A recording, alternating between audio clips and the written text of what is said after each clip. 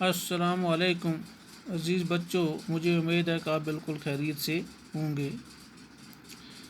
ہم نے 8th class کا سبق جو پڑھا تھا، آج اس کو آگے سے ہم کیا کریں گے، شروع کریں گے۔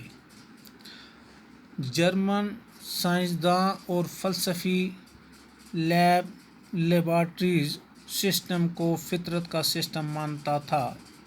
اس کا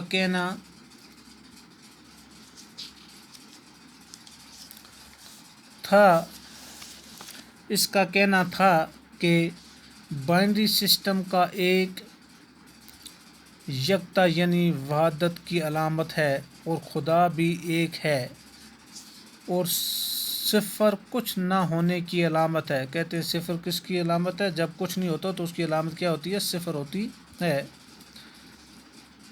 جیسے لا یعنی عدم، اور خدا نے سب چیزیں خلا عدم سے ہی تخلیق کی ہیں۔ دوسرے معنوں میں ایک کا ہندسہ خالق کے علامت ہے، خالق ہو گئے بالکل اکیلا، اور صفر تخلیق کی۔ بائنری سسٹم اشاریہ سسٹم سے بالکل مختلف ہوتا ہے۔ کہتے ہیں بائنری سسٹم جو ہوتا ہے وہ کس سے؟ اشاریہ سسٹم سے بالکل الگ ہوتا ہے۔ اشاریہ سسٹم میں 9 تک ہندسے اور 10واں صفر استعمال ہوتا ہے۔ کہتے ہیں کہ اشاریہ سسٹم میں 9 تک ہے تو 1 سے 9 تک جو ہم ہندسے لکھتے ہیں، اور 10واں ہندسہ جو ہوتا ہے وہ کیا آتا ہے؟ صفر آتا ہے۔ کہتے ہیں اس صفر کا استعمال ہوتا ہے۔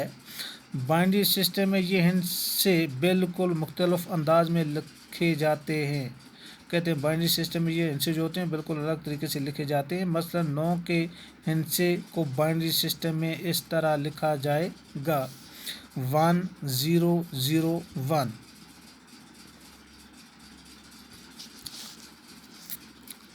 آسان حساب اس طرح بنا۔ کہتے ہیں آسان حساب جو تھا وہ اس طرح بنا۔ اس طرح کمپیوٹر کو ہم 5 حصوں میں بانٹ سکتے ہیں۔ کہتے ہیں اس طرح ہم کمپیوٹر کو کتنے حصوں میں بانٹ سکتے ہیں؟ 5 حصوں میں بانٹ سکتے ہیں۔ پہلا حصہ درآمد کا حصہ کہلاتا ہے۔ کہتے ہیں پہلا حصہ جو ہوتا ہے وہ درآمد کا حصہ کہلاتا ہے، جس کو سائنسی اصطلاح میں ان پٹ کا حصہ کہتے ہیں۔ کہتے ہیں سائنسی طور پر اس کو کیا کہتے ہیں؟ ان پٹ کا حصہ کہتے ہیں۔ ہم کمپیوٹر سے جو کچھ جاننا چاہتے ہیں، یہ اس کی یادداشت میں جو بھی معلومات درج کرنا چاہتے ہیں تو ان معلومات کو درآمد والے حصے میں داخل کرنا ہوگا۔